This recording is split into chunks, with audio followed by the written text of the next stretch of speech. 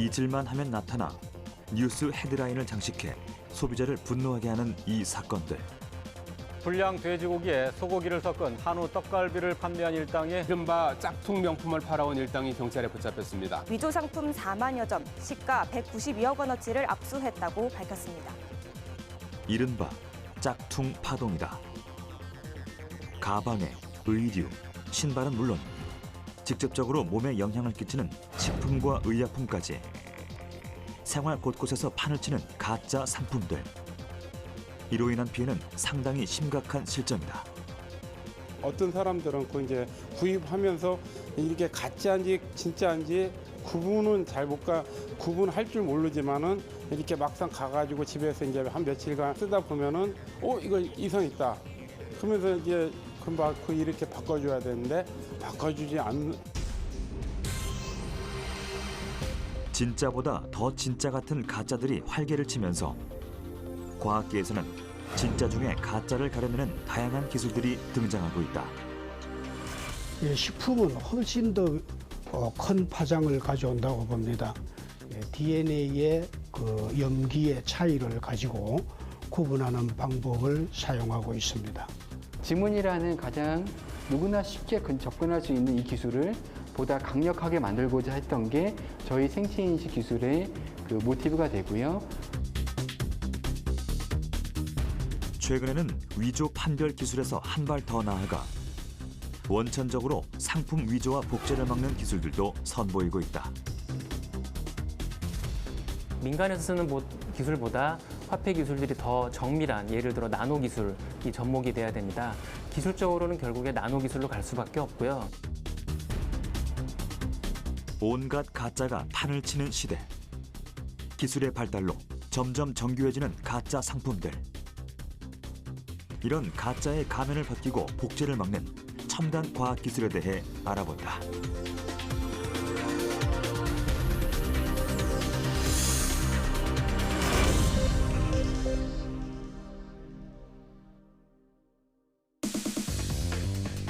흔히 위조품, 가짜 상품을 일컫는 짝퉁. 짝퉁은 품질과 안전성을 보장할 수 없다는 점에서 국민 건강과 경제에 악영향을 미치고 있다. 비단 오늘날뿐만 아니라 오래전부터 있어온 고질적인 문제다. 조선 후기의 실학자인 연암 박지원. 당시 그가 청나라에 다녀와 쓴 기행문인 열하일기를 보면 청나라에도 청심환이 많지만 가짜가 수두룩해 조선에서 만든 청심환이 인기가 있었다는 기록이 있다. 또한 청나라 걸륭제 때의 학자 기요람이 쓴 연미초당 필기에도 짝퉁에 대한 기록이 있다는데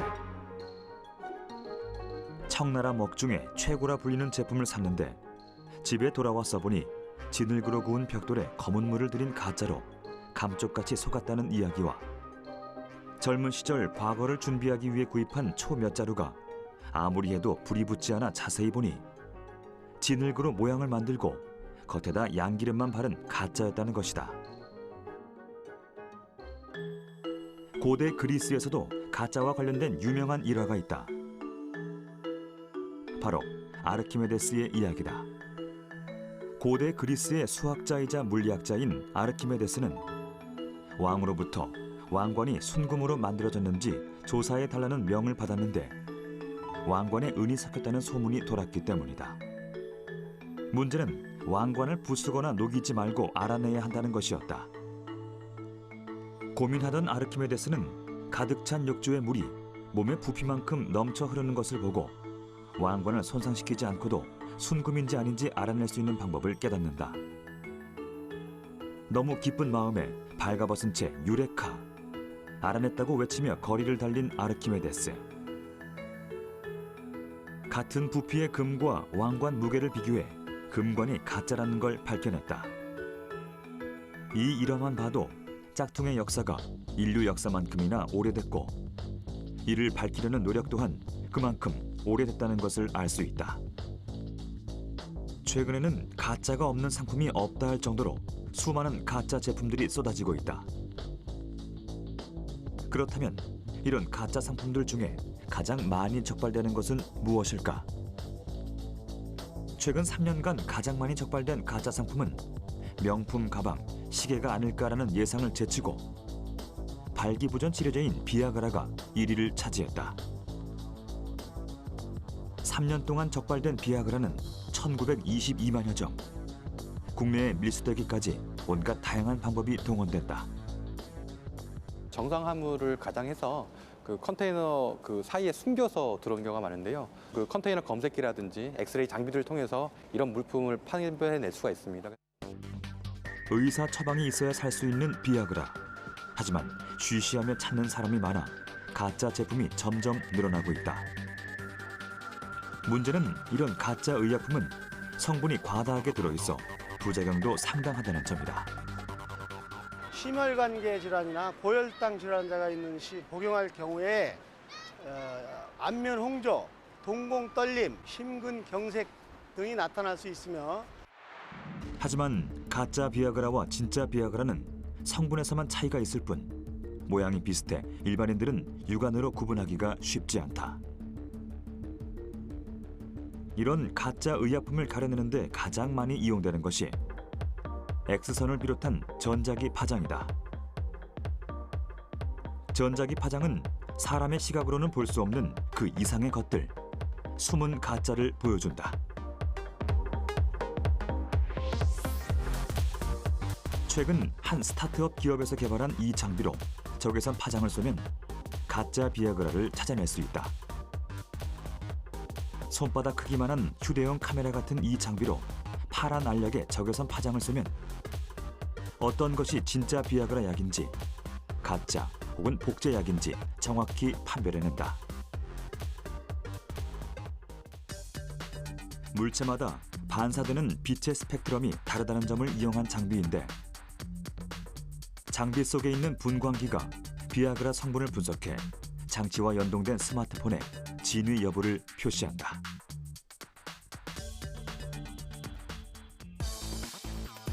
짝퉁 상품하면 쉽게 명품을 떠올리기 마련인데 의외로 우리의 생활 가까운 곳에 가짜가 자리 잡고 있다. 우리의 발이 되어주는 중요한 운송수단인 자동차. 이 안에도 가짜가 자리 잡고 있을지 모른다. 원료 3억 2천만 리터를 사들여 시가 1조 600억 원어치의 가짜 석유를 만들어 판매한 혐의를 받고 있습니다. 가짜 석유는 휘발유와 경유로 만들어져 보통 가짜 휘발유는 불법 개조한 탱크로리 내부에 활성탄을 넣어 등유 식별제를 제거한 뒤 경유와 섞거나 휘발유에 톨루엔, 알코올 등의 첨가물을 넣어 제작한다.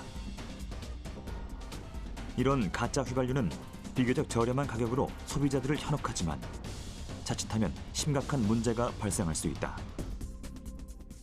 가짜 휘발유에는 정품 휘발유에 있지 않은 다른 성분들이 들어가 있기 때문에 그 연료 호스 같은 고무 제품들의 경화를 촉진한다든지 해서 그 고무 호스들이 쉽게 충격에 부서진다든지 하는 그런 일이 일어날 수 있습니다. 차 대 차 충돌이 있다든지 하는 충격을 받았을 때에 그 연료 호스들이 쉽게 부러진다든지 해서 누유가 발생하고 그 누유가 발생하게 되면은 결국은 차량의 화재까지 이어지는 아주 위험한 일이 될 수 있겠죠. 문제는 가짜 휘발유와 진짜 휘발유가 육안으로는 거의 차이가 없다는 점인데 심지어 냄새도 별다른 차이가 없어 감각에 의해 가짜 휘발유를 구분하는 것은 거의 불가능에 가깝다고 한다.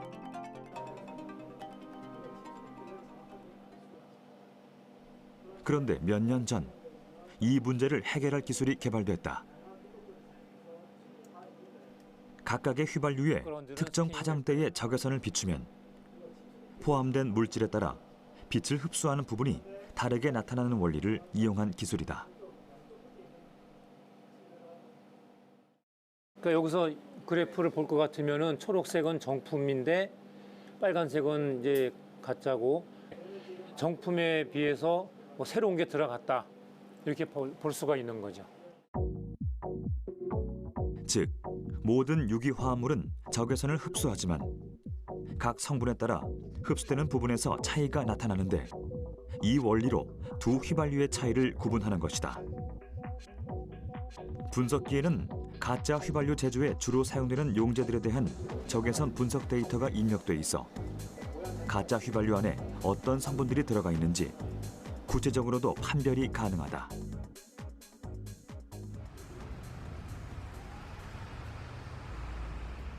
서울에 위치한 한 대학교. 이곳에서는 보다 쉽게 가짜 휘발유를 판별하는 방법이 개발됐는데 특정 물질이 용매에 반응하면 변색되는 것에 착안, 이를 통해 가짜 휘발유를 판별하는 것이다. 단순히 종이에 휘발유를 떨어뜨려보는 간단한 방법이지만 이 속에는 굉장히 복잡하고 놀라운 원리가 숨겨져 있다. 가짜 휘발유가 닿으면 변색하는 폴리다이아세틸렌. 이 종이 속 10억분의 1 단위의 얇은 섬유는 오로지 딱 한 가지 물질, 가짜 휘발유 성분에만 반응하도록 만들어졌다. 키트의 파란 부분에 휘발유를 각각 떨어뜨려 보면 정품 휘발유는 계속 파란색을 유지하지만 유사 휘발유는 빨간색으로 변색된다. 색의 변화를 통해 누구나 진위 여부를 쉽고 빠르게 구분할 수 있는 간편한 방법이다. 이 키트를 개발한 연구진은 이 기술을 응용해 또 다른 기술을 개발하고 있다고 한다. 현재 점점 더 문제가 되고 있는 게 가짜 경유. 가짜 경유가 지금 이제 심각한 사회 문제를 일으키고 있는데 2015년 월 평균 국내 석유 소비량을 보면 휘발유는 638만 1000배럴, 경유는 1303만 1000배럴로 경유 사용량이 휘발유에 비해 2배나 많다. 뿐만 아니라 경유는 휘발유보다 가짜 제품을 만들기도 쉬운데 분석 결과에 따르면 가짜 석유 유통에 따른 탄루세 중 99%가 경유였다고 한다.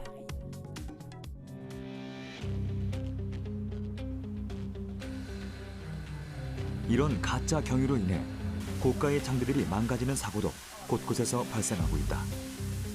큰 바위를 잘게 부수는 장비인 쇠석기가 멈춰섰습니다. 엔진 부품이 부서졌기 때문인데 수리해서 다시 사용했더니 이번에는 엔진에 불이 나 아예 못 쓰게 됐습니다. 한 달도 안 돼서 똑같은 피해가 발생했습니다. 그때는 뒤에서 이제 화재까지 발생하면서 뭐 잘못하면 사람이 위에 있었다면 뭐 화재 인명 피해도 발생할 수 있었고. 한 공사 현장에서 사용하던 포클레인이 엔진 성능이 급격히 나빠져 완만한 경사조차 오르지 못하는 상황에 처했다. 현장에 가짜 경유가 공급돼 차체에 문제가 발생한 것이다. 이러한 피해들이 지속적으로 발생하면서 김종만 교수 연구진은 가짜 휘발유 판별에 이어 가짜 경유를 판별할 수 있는 키트를 개발하고 있다. 저희들은 가짜 휘발유를 개발한 그 기술력을 바탕으로 가짜 경유도 어떻게 하면 좀 더 효율적으로 검출할 수 있는지 그거에 대한 그 센스에 대해서 기술적인 문제에 대해서 지금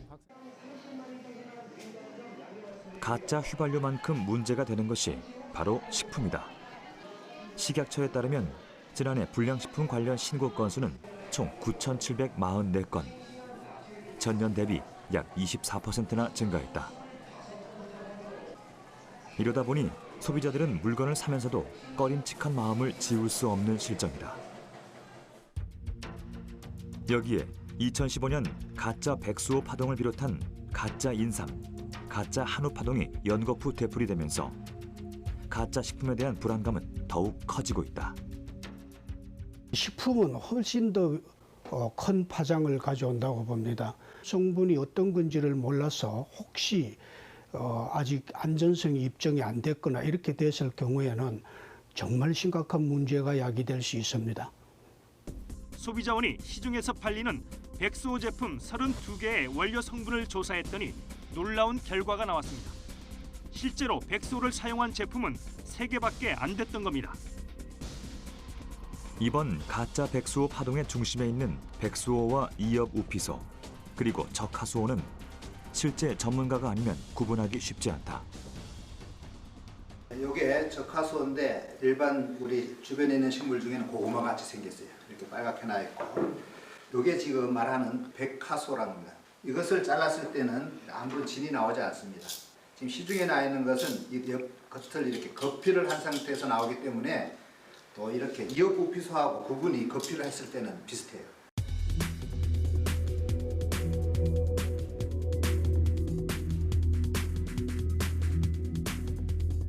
뿌리를 캐가지고 이렇게 껍질을 벗겼을 때 하얀 진이 나오면은 이어부피소, 안 나온 것은 백소.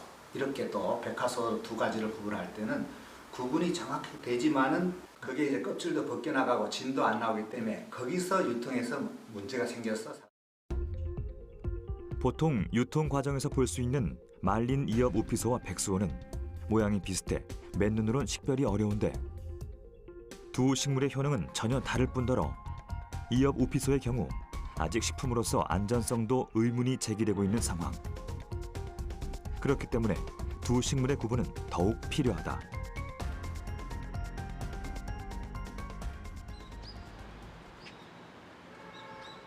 최근 한 대학에서 두 식품을 정확히 판별하는 방법이 개발됐다.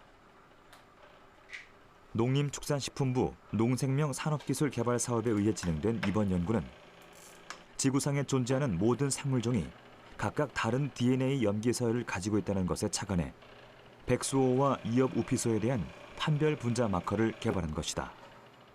염기서열에 나타나는 차이를 가지고 그것을 특별히 정폭시켜서 그 부분의 DNA만 많이 만들 수 있는 핵산 정폭 기술을 이용해서 그 DNA 밴드의 유무의 차이로 우리가 구분을 할 수가 있습니다. 이엽 우피소와 백수호의 염기 서열을 비교하면 거의 동일하다고 생각될 정도로 아주 유사하다. 그래서 식물체의 형체 또한 상당히 비슷한 모습을 띠고 있는 것이다. 하지만 두 식물의 종이 다른 만큼 DNA를 구성하는 염기 서열에서 약간의 차이가 발견된다. 그렇기 때문에 두 식물을 구분하기 위해서는 DNA 추출이 우선이다. 각각의 시료를 곱게 분쇄한 후 여기에 씨약을 넣고 반응을 시켜 각각의 DNA를 추출한다. DNA가 식물체 같은 경우에는 세포벽 안에 그 세포질 속에 있잖아요. 그걸 이제 씨약이랑 반응을 시켜서 흐물하게 만든 다음에 DNA를 뽑아내기 위해서 하는 과정 중에 이 씨약이 반응할 수 있는 최적의 온도가 65도라는 걸. 이렇게 불리한 DNA 염기 구조에서 백수호와 이엽 우피소가 차이를 보이는 부분은 극히 적기 때문에 판별하는 데에는 한계가 있다. 그렇기 때문에 핵산 증폭 반응기라는 기계를 이용해 차이가 나는 부분에 DNA 단편을 증폭시켜주는 작업이 필요하다. 이때 이엽 우피소의 특이 마커를 이용하면 이엽 우피소의 DNA만, 백수호의 특이 마커를 이용하면 백수호의 DNA만 증폭돼 보다 확연하게 두 식물의 차이를 구별할 수 있다. 백수호랑 이엽 우피소 PCR이 끝난 상태인 것을 정기용동이라는 것을 해가지고 DNA가 확실히 증폭이 되었는지 마지막으로 확인하는 작업입니다. 마지막으로 아갈 로즈계를 이용한 전기 영동 기술을 통해 증폭된 DNA를 확인하면 모든 과정이 끝난다. 이제 DNA를 발색시키는 특수 염색약과 자외선을 통해 각 식물의 DNA를 대조하면 이엽 우피소와 백수호의 구분이 가능하다. 이쪽 거는 백수호 스페시픽 프라이머를 사용해서 PCR을 했을 때 정기용동 결과로 백수호가 들어있는 DNA에만 밴드가 나오는 것을 볼 수 있고요. 이쪽 사진 같은 경우에는 이엽 우피소 스페시픽 프라이머를 사용했기 때문에 이엽 우피소가 들어있는 3개의 밴드만 보이는 것을 확인할 수 있습니다. 그러므로 이쪽 겔 사진은 백수호임을 확인할 수 있고요. 이쪽 겔 사진은 이엽 우피소임을 확인할 수 있습니다.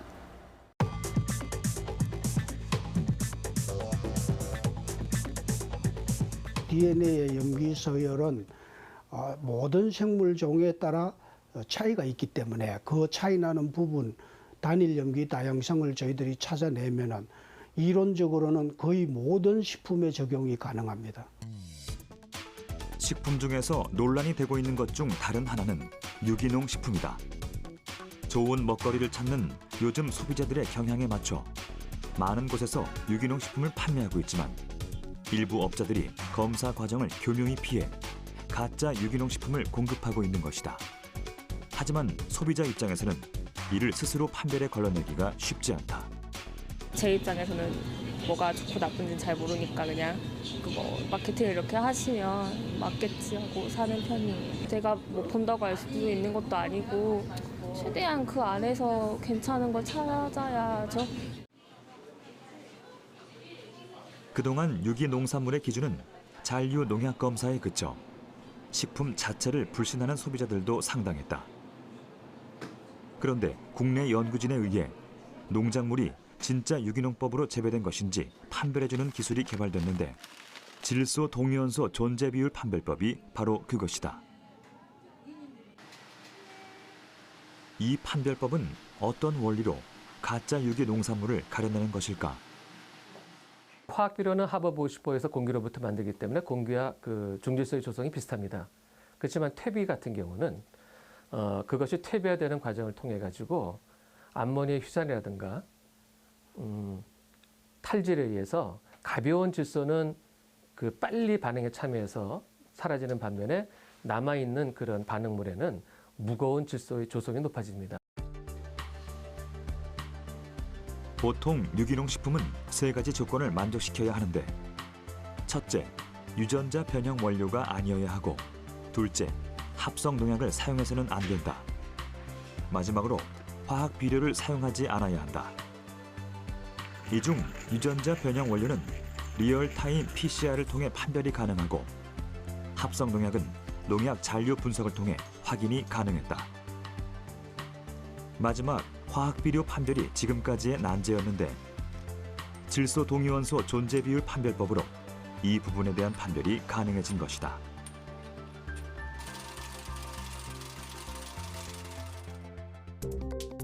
질소는 가벼운 질소와 무거운 중질소로 성질이 나눠지는데 보통 화학 비료에는 가벼운 질소가 많은 반면 퇴비에는 무거운 중질소가 더 많은 비율을 차지한다. 이 중질소의 비율은 작물에도 고스란히 남게 된다. 즉, 사용한 비료에 따라 작물의 중질소도 비율이 달라지는 것. 쉽게 말해 각각의 작물을 분석하고 남은 중질소의 비율을 확인하여 유기 농산물 여부를 가릴 수 있는 것이다.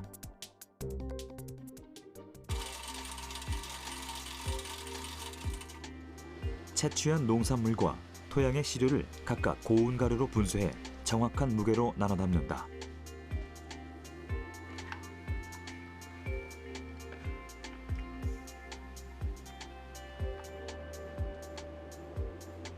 이 시료들을 이온화시킨 후 자기장을 이용해 무거운 중질소와 가벼운 질소를 분리하여 비율 데이터를 통해 유기 농산물 여부를 가린 후 인증 마크를 부여한다. 우리가 많이 생각하는 것이 혼합 식품, 그러니까 이유식 같은 혼합식품과 그리고 청국장, 된장 같은 발효식품에 대해서 이것이 충분히 확장 적용 가능합니다. 면이 또 농작물이기 때문에 이것까지 충분히 우리가 적용 가능한 거라 생각합니다. 보안은 전통적으로 열쇠에서 카드에서 번호키로 발전 변화해 왔는데 현대에서 가장 각광받는 본인 인증 수단은 바로 지문, 홍채, 정맥 등을 이용한 생체 인식이다. 이 중 가장 많이 사용되는 것이 바로 지문. 지문은 손가락에 위치한 땀샘이 솟아올라 연결된 것으로 융선이라고도 한다. 그 형태가 개개인마다 다르고 평생 유지되기 때문에 생체 인식 수단으로 가장 널리 사용되고 있다. 1880년 영국의 의사 헨리 폴즈가 흙으로 만든 토기 조각에서 지문의 흔적들을 발견한 후 자신과 다른 사람의 지문을 비교하면서 지문의 상이성에 대해 처음 이야기한다. 이후 영국의 유전학자 프랜시스 콜턴은 핑거프린트라는 책을 통해 사람마다 지문이 모두 다르다는 것을 입증한다.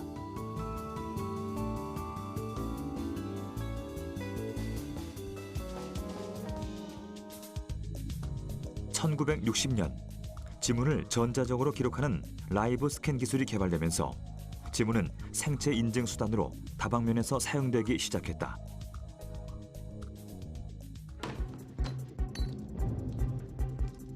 그런데 가끔 영화를 보면 지문을 불법으로 채취하고 정교하게 복제해 이를 범죄에 도용하는 장면이 나오곤 한다. 문제는 픽션 영화에서나 가능하다고 생각했던 일이 현실 속에서 실제로 발생했다는 점이다.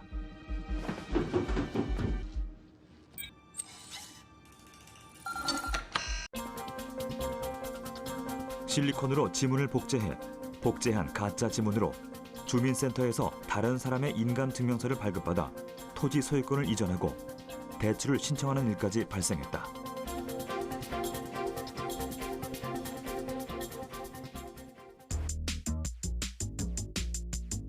본인만 소유가 가능한 만큼 가장 안전한 보안 방식으로 통하던 생체 인식. 하지만 실제 융선까지 완벽하게 복원된 실리콘 지문을 스마트폰에 대본 결과 바로 본인 인증이 된 것을 확인할 수 있었다.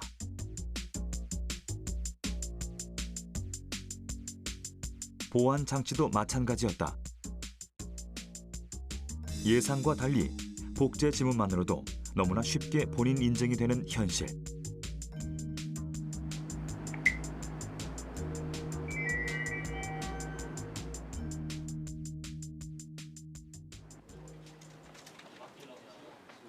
이 때문에 생체 인증이 정말 우리의 안전을 완벽하게 책임질 수 있는지에 대한 의문을 품는 사람들이 늘어나면서 복제된 생체를 가려내는 기술 또한 활발하게 연구가 진행되고 있다.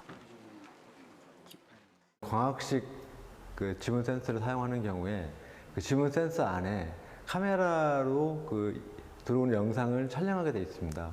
이런 원리를 착안한다면 동일한 지문을 모형으로 본떠서 그걸 가지고 지문이 입력이 되면 실제로 그 사람이 아님에도 불구하고 그 사람인 것처럼 되는 효과를 누릴 수 있습니다. 최근 들어 정부를 포함한 공공기관에서도 이러한 유조지문을 식별할 수 있는 기술이 적용 여부가 제품 채택의 가장 제1 요소가 되고 있는 정도로 광범위하게 이 유조지문 기술이 사용되어지고 있습니다.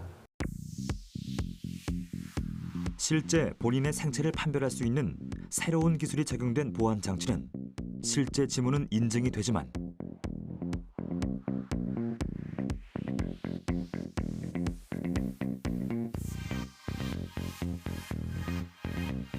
위조, 복제된 지문은 실패하는 것을 볼 수 있다. 실제 지문과 위조 지문을 어떻게 판별하는 것일까? 그 비밀은 살아있는 신체에서만 나타나는 특징들 속에 있다. 실제 지문 안에는 미세 혈관을 따라 혈류가 흐르는데 그 부위에 압력이 가해지면 하얗게 색이 변하는 것을 볼 수 있다.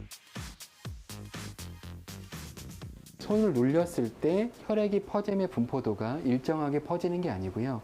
랜덤하게 퍼지지만 그 패턴을 연구하고 그 패턴에 맞게 사람인 경우 어떤 식으로 퍼지는지를 1차적으로 봅니다. 사람 손에는 일정한 습기가 흐릅니다. 지장을 찍으면 빨간 선이 있고 안에 흰 선이 나오잖아요.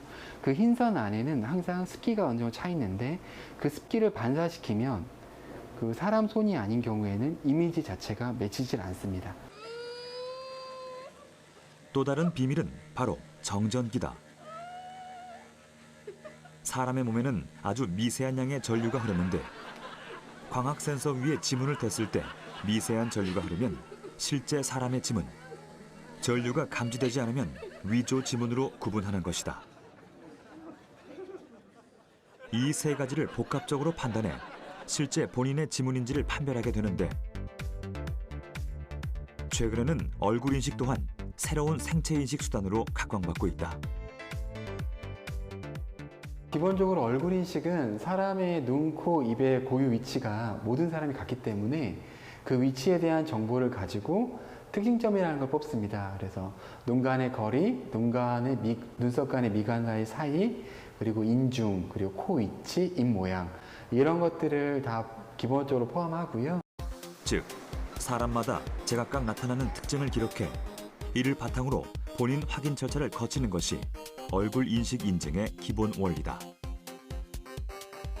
그렇다면 실제 본인의 얼굴을 촬영한 사진의 경우 본인 확인이 가능할까? 사진으로는 인식이 되지 않는데 대체 어떤 차이 때문일까? 얼굴은 평면이 아닌 눈과 코, 입의 높이가 모두 다른 입체적 형태다. 이 때문에 얼굴 높낮이에 따라 반사되어 오는 빛의 시간이 다르다는 것에 착안해 눈, 코, 입이 모두 동일한 시간에 반사돼 돌아올 경우에는 사진으로, 제각각 다른 시간에 반사돼 돌아오면 실제 사람의 얼굴로 판별하는 것이다. 생체인식은 꾸준히 발전하고 있다고 생각해 주시면 좋을 것 같고요. 지문도 10년 동안 무수히 발전해왔고 자물쇠에서 번호키, 번호키에서 카드키, 카드키에서 얼굴인식, 생체인식 이런 것들이 계속적으로 보안이 강화되는 그런 단계라고 생각해 주시면 좋을 것 같습니다. 그 무엇보다 가짜를 판별하고 차단하는 기술은 여기에 집중되어 있다. 바로 화폐다. 화폐 역사와 화폐 위조 역사는 동시에 시작됐다는 말이 있을 정도로 화폐는 오랜 시간 동안 가짜와의 전쟁을 벌여왔다. 위조 화폐가 가져오는 피해는 상상을 초월하는데 현대사에서 대표적인 사례가 세계 2차 대전 당시 나치 독일이 계획한 베른하르트 작전이다. 이 작전의 핵심은 나치가 파운드와 위폐를 다량으로 제작해 영국 상공에 투하한다는 것이었다. 당시 영국 파운드화는 국제 외환 시장에서 금융 거래와 국제 결제의 중심이 되는 통화로서 쉽게 말해 오늘날의 미국 달러화처럼 세계의 돈 노릇을 했다. 즉, 영국 화폐가 흔들린다는 것은 세계 경제가 흔들릴 수도 있다는 얘기다. 이 작전을 통해 2년간 만들어진 위폐는 약 800만 장, 1억 3천만 파운드로 당시 영국에서 사용되던 화폐의 15%를 차지할 정도로 상당히 많은 액수였다. 제작된 위폐는 결국 소련군과의 동부전선 전투로 인해 영국 상공에서 투하할 폭격기의 여유가 없어 실패로 돌아가는 듯했다. 하지만 이 중 상당수가 이미 작전용 자금으로 사용되거나 지하 경제로 흘러가면서 영국 경제에 엄청난 영향을 미쳤다. 위폐가 대거 유입되면서 처음 나치가 의도한 대로 영국은 극심한 인플레이션에 시달리게 된 것이다.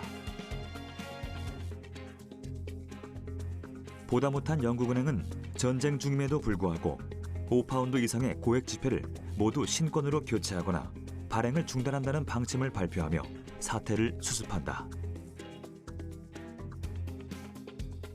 이처럼 위조 지폐가 유통되면 경제적으로 엄청난 혼란을 초래하기 때문에 대부분의 나라들이 원칙적으로 위폐 제작을 엄격히 금하고 위조 방지에 첨단 과학 기술을 총동원하고 있다.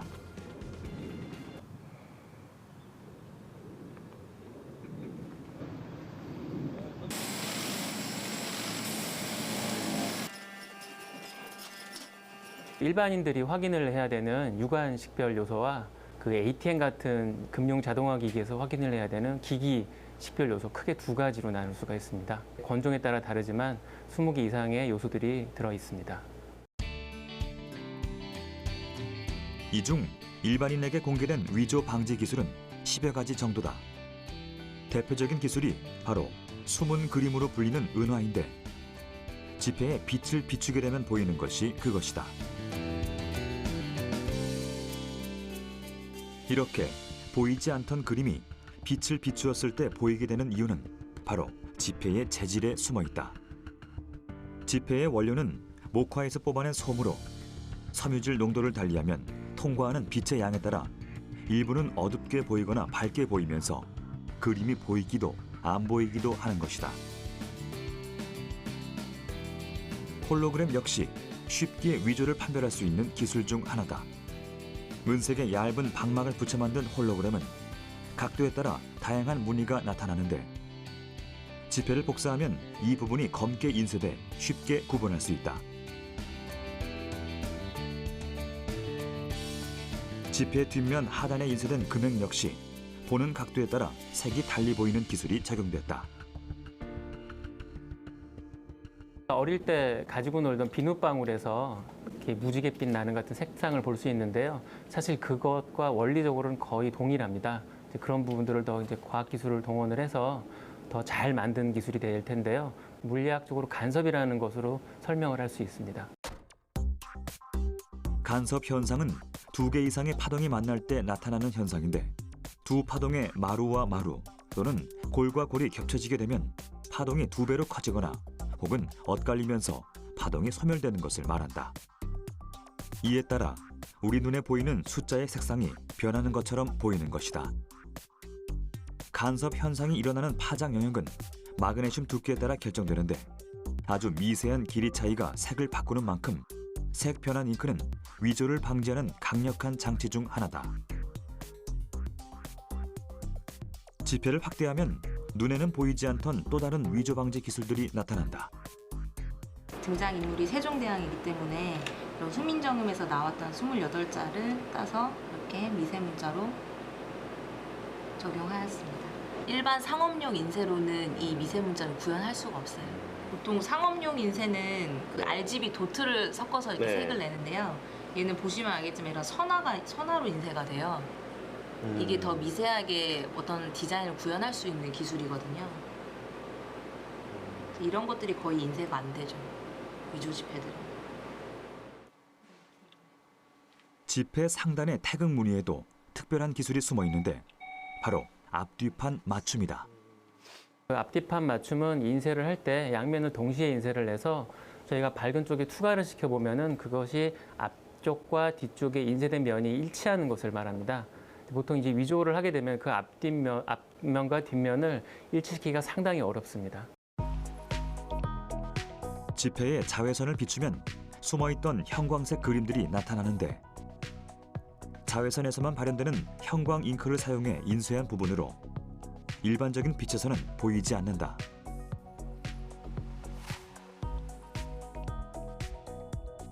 고액권에는 더욱 특별한 기술이 들어간다.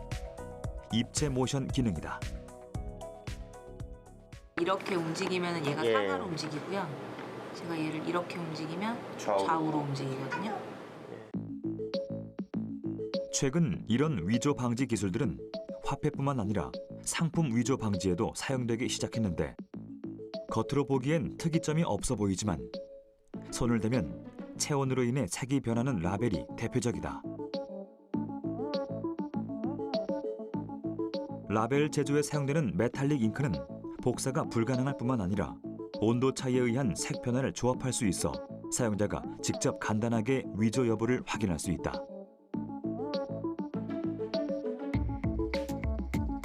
또한 제품 표면에 미세한 선과 문자의 양각 이미지를 넣어 위조를 방지하는 방법 또한 각광받고 있다. 스마트폰의 대중화에 따라 이를 이용해 위조 여부를 판별하는 기술 또한 다양하게 선보이고 있다. 특수 제작된 라벨은 스마트폰의 전용 애플리케이션으로 정품 인증과 이력 조회를 간단하게 확인할 수 있고, 숨겨진 QR코드 또한 전용 애플리케이션을 통해 인식해 정품 여부를 판별할 수 있다. 제품을 상하 좌우로 기울여 색상 변화를 확인해 주세요. 센서 위치에 제품을 3초간 인식해 주세요. 정품입니다. 그 스마트폰에 이제 지자기 센서라는 게 들어 있습니다. 그 자기장의 미세한 변화에 따라 전기장의 미세한 변화를 읽어주는 센서인데요. 저희가 들어가 있는 그 태그에는 어떤 특정한 그런 물질들이 들어가 있고, 그 물질에 반응을 해서 스마트폰 센서로 확인을 하게 되는 부분이 되겠습니다. 금속 제품 자체에 보안 물질이나 미세 패턴을 삽입해 위조를 막는 기술도 있는데, 이 기술은 실제 가방이나 시계, 액세서리에 직접 적용할 수 있는 장점이 있고, 비슷한 원리로 제품에 특수 물질을 입혀 전용 장비로 확인하는 기술도 있다. 특히 사람이 만졌을 때 색상이나 어떤 특징이 다르게 보이는 그런 응답형 기술들이 차세대에는 좋은 위조 방지 기술이 될 것이라고 판단을 하고 있습니다. 만지거나 당기거나 더 각도를 더 이렇게 다르게 봤을 때 그러한 특징 변화, 예를 들어 색상들이 더 나타나는 부분들, 저희는 이제 이런 기술들을 통칭해서 응답형 보안 기술이라고 부르는데 그런 기술들이 앞으로는 사용자 관점에서 더 확산될 것으로 예상을 하고 있습니다. 과학기술의 발전으로 가짜 상품의 영역은 갈수록 확대되고 있다. 곳곳에서 진짜의 껍데기를 쓰고 자리를 차지하고 있는 가짜의 세상. 하지만 가짜를 만들어내는 것도 과학이고 이에 대한 진위를 가려내는 것 또한 과학의 힘. 진짜보다 더 진짜 같은 가짜를 가려내기 위해 과학은 나날이 발전하고 있으며 처음부터 가짜를 만들어낼 수 없도록 미연에 방지하는 기술도 점점 늘어나고 있다. 분야를 막론하고 진화하는 가짜를 밝히는 첨단 과학의 세계. 언젠가 가짜라는 존재가 낯선 세상이 오지 않을까 기대해 본다.